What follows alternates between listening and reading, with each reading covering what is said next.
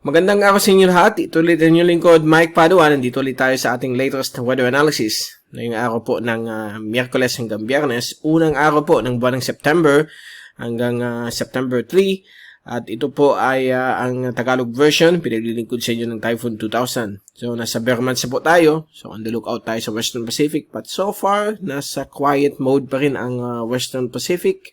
Walang any tropical cyclone development ang inaasahan for the next 2 weeks, except yung isang low pressure system na biglang nag-form dun sa subtropics, but wala naman po yan na threat sa ating lugar. Posibleng maging tropical depression po yun, but mabilis na kumikilos patungo po dun sa isang frontal system. Papakita namin yan sa inyo mamaya. Ito po yung ating GravSat na yung araw na ito ng Miyerkules hanggang bukas, Huwebes. Ito po yung IDCZ. So patuloy pa rin ang pagkakaroon ng mga localized thunderstorms sa hapon o sa gabi sa malaking bahagi po ng ating bansa. Kalat-kalat po sila hanggang sa widespread at mag-ingat lang po sa mga kidlat, mga possible na paglalabas ng mga maliliit na buhawi, mga hailstones at gayon din po ang mga possible na mga pagbabaha kapag mayroon pong napakalakas na ulan na dala itong mga localized thunderstorms. Naglalast lang po ito ng 1 hanggang 2 oras average at yun, patuloy pa rin ito ang ganitong situation hanggang sa Friday. At meron po tayong namuong mahinang LPA, malapit po sa Hainan, Southern China. Wala na po yan na epekto sa ating bansa.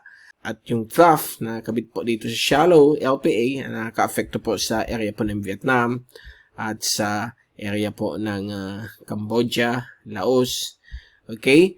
At dito naman po sa may north of Palau, meron po tayong surface trough. Hindi naman po siya mag-intensify.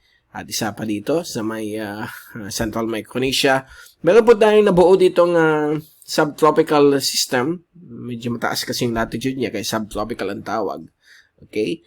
Since nasa tropics po ang Pilipinas. So, ito po ay naging isang low pressure system. Isa po siyang katamtaman ng LPA but nasa less than 35% pa ang probability na maging bagyo po ito. So ito po si 93W. Mabilis na kumikilos northwest papunta po dito sa isang frontal system, Mayo Front, na nakahambalang po dito sa may bahagi po ng Japan hanggang sa eastern China. So yan po ang ating GravSat. Wala naman po pagbabago ng ating panahon. Ganun pa rin, partly sunny, cloudy, at may mga thunderstorms lalo sa hapon o gabi. Ito po yung fast animation. So nakita po natin kalat-kalat po ang mga pag-ulan sa ating bansa dahil po sa thunderstorms na yung hapon at dito rin po sa may southeast of Japan. Itong si LPA 93W. Ito po yung zoom-in satellite animation mula sa windy.com. So nakita po natin ang napakarami pong mga localized thunderstorms na bubuo sa iba't ibang bahagi po ng ating bansa. So mag-ingat lang po sa mga ganitong thunderstorms. At ito po yung rainfall forecast for the next 3 days galing po sa windy.com. Ito po yung forecast from the European model at mananatili pa rin ang mga thunderstorms sa malaking bahagi po ng ating bansa, Luzon, Visayas at Mindanao, kasama din po ang Palawan. So, lagi magdala ng payong pag kayo po ay lalabas dahil sa mga possible na mga pag-ulan, mga kalat-kalat na mga pag-ulan, pagkulog at pagkidlat. Samantala, ito po ang ating wind at pressure forecast mula sa windy.com. Galing po ito sa European model. At bukas po, Thursday, magkakaroon po ng mahinang habagat dito po sa may katimukan bahagi po ng dagat China. Papasok po yan sa may area po ng Kalayaan Island Group. Subalit ang Pilipinas, nandiyan pa rin yung IDCZ, variable winds, iba't ibang direksyon ng hangin.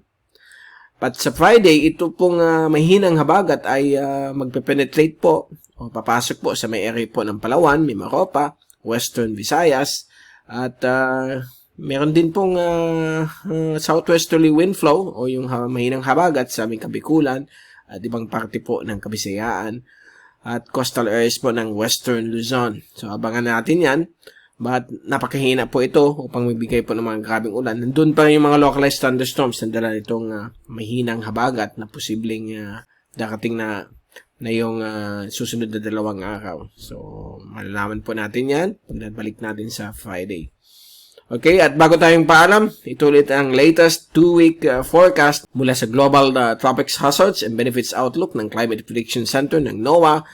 Valid po ito for the next 2 weeks. Ini-issue po ito every Tuesday. So ito po yung latest for week 1. Umpisa na yung unang araw ng September hanggang ikapito ng September.